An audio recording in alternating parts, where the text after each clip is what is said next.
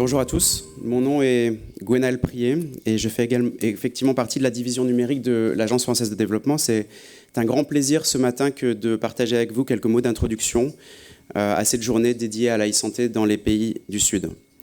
Dédiée donc aux initiatives remarquables dans ce domaine, sélectionnées avec acuité et soin par la Fondation, et dédiée bien sûr aux porteurs de projets que vous êtes et à ceux qui les aident à se développer. Les technologies numériques, Béatrice l'a souligné, sont une opportunité unique de renforcer l'accès aux soins et les systèmes de santé. C'est aujourd'hui un constat qui fait évidence, au moins parmi nous, rassemblés aujourd'hui. Mais nous sommes encore loin d'avoir réalisé cette promesse. Inventer de nouvelles manières de répondre aux défis de la santé est un long chemin difficile. D'abord, il faut avoir une bonne idée, mais après l'idée commence le vrai travail. Rassembler des utilisateurs, comprendre un problème, solliciter des experts, construire une solution ou un nouveau service, convaincre, accompagner des utilisateurs, des partenaires, tester, mesurer, se tromper, recommencer. Le parcours est semé d'embûches et les innovateurs ont besoin de communautés pour les soutenir. Alors, rassembler, soutenir des innovateurs, les identifier, les rassembler et construire donc cette communauté autour d'eux, une communauté apprenante et engagée, c'est un des objectifs du partenariat avec la Fondation depuis 2016. Et donc je les remercie de nouveau pour ce travail. Je salue également la communauté qui s'étend à travers les frontières, à travers les langues et grâce à la connectivité Internet, puisque nous sommes, et j'en suis ravi, connectés et reliés à Phnom Penh, Abidjan, le Liban, l'Asie et de nombreux autres campus en Afrique et ailleurs. Alors, ces innovateurs ont également besoin de financement, évidemment, et c'est le rôle des bailleurs de fonds que je représente aujourd'hui, qui également de les soutenir sur cet aspect crucial. L'AFD a par le passé soutenu de nombreux projets dans la e-santé, que ce soit des projets d'ONG au Burkina, au Mali, au Sénégal, pilotés par l'AMREF, Santé Sud ou encore le GRET. Nous avons également soutenu des startups telles que Gifted Moms, l'a bien connu, mais aussi plus récemment l'Agence universitaire de l'innovation et ses couveuses connectées qui ont gagné le Challenge Digital AFD. Et puis, plus récemment, nous avons également apporté un financement important à CarePay, une start-up kenyane qui soutient les systèmes de santé dans ce pays et en dehors.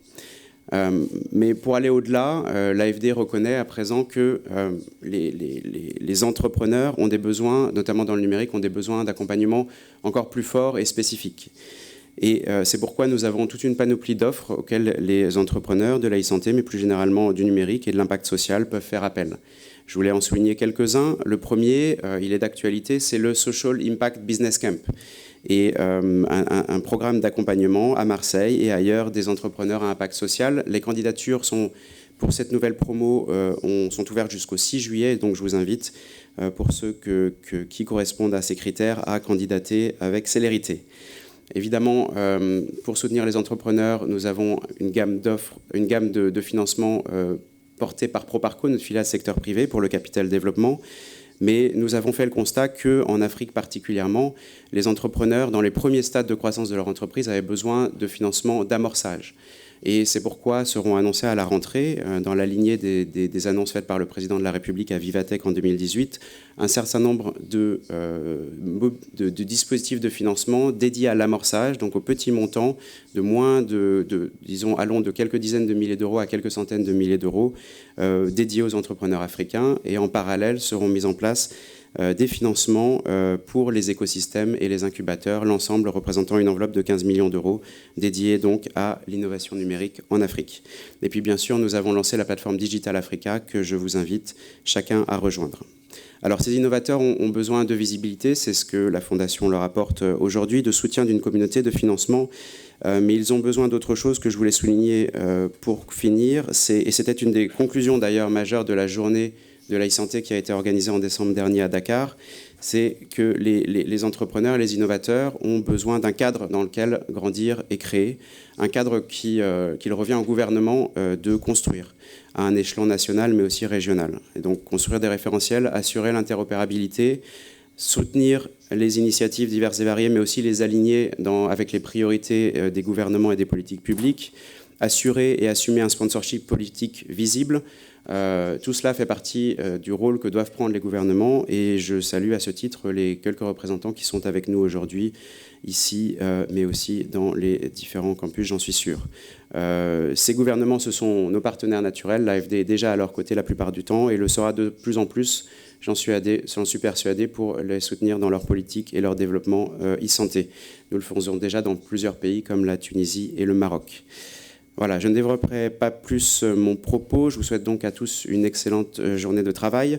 Je me réjouis d'avance des discussions passionnantes à venir sur les sujets cruciaux des données. Alors les données, c'est un petit peu mon dada, donc je serais ravi que ce sujet ait été sélectionné pour cette journée, et du renforcement des capacités, puisqu'au-delà de la technologie, évidemment, ce sont les hommes qui font les nouvelles solutions. Je suis ravi également je serai ravi de rencontrer la nouvelle promotion de l'Observatoire dans quelques minutes quand elle sera annoncée. Voilà, je devrais à mon grand regret vous quitter après le déjeuner, mais je suis disponible évidemment toute la matinée et puis à distance par la suite pour éventuellement répondre à vos sollicitations. Merci encore pour l'invitation, Béatrice et la Fondation, et bon travail à tous.